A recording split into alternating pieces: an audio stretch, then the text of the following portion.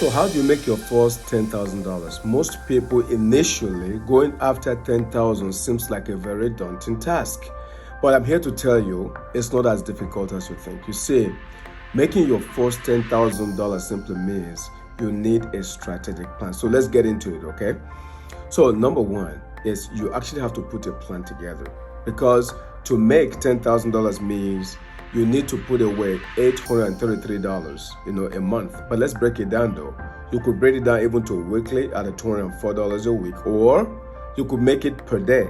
Per day literally is $29.75. That's like $30, per day. If you do that, you will save your $10,000. But how do you do that though? So let's go to number two.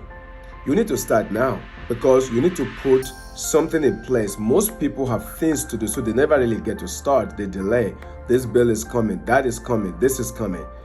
The best way to do it is to start right now. Put $30 away into a designated account. Go open a savings account, for example, and you never touch it. It's almost like it doesn't exist. So $30 goes in there. You could transfer money, $30 every single day. You could put it in there, or your choice. If you want to do it weekly, you're completely your choice. Or even if you want to do it monthly, $833 a month, your choice.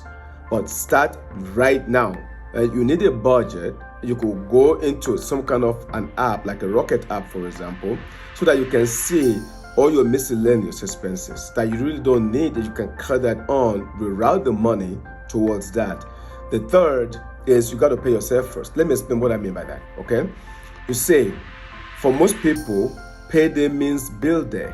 But in reality, what you need to do is this.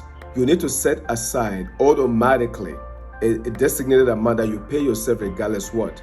All your bills, listen, you will pay them, but you got to pay yourself first.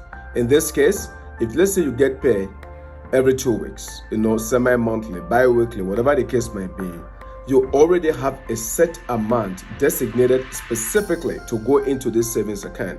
And you make sure you break it down in a way that makes sense, that's going to arrive at your $10,000 with a deadline. The fourth one is you need automation. Automation forces you to not manually have to go in there. Oh my God, should I need to move the money now? Then you don't want to move the money. You know why? Because you're thinking, let me pay the bills. But if you have it automated, you're not even looking at it. It just gets done automatically. It's your fastest way, and it will discipline you to make sure the money goes in there. Number five is if you have a home, you could rent a room. Because housing take a big chunk of your money. Either it's a rent or a mortgage payment. But if you can rent a room out, it makes a lot of sense, because the amount you can get from that rent can actually help you towards this saving. Number six, and I think a lot of people don't really understand how important this is. A lot of people eat out. So they go out, they eat, they order Uber, Uber Eats and all this other stuff.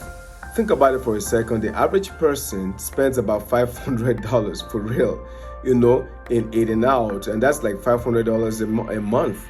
So the money just goes different places. It's $50 there, it's $70 there, it's $100 there. Before you know, it's $500. Imagine if you're disciplined and actually go get your groceries, do your food at home. Don't get me wrong. If you have to go with family, maybe once a week or so, then go to a cheaper restaurant where you can actually, you stay within your budget, you save that money. But $500 can go very far, especially if you're looking at saving $833. And of course, the last one, which I think is the fastest way to get there, get a part-time job or a side hustle. If you can trade your time to go and get a part-time job, that's something extra. Maybe $15 an hour, $20 an hour, $25 an hour. And then you can go ahead and make additional $1,200, $1,500 even a month part-time. That whole entire money can be devoted to that savings account. Better still, I actually recommend to people, get yourself into a side hustle. So go into a side hustle that give you what we call a residual income. Like for example, I tell people, go get involved in anything that's going to give you a residual income. Like I'm an insurance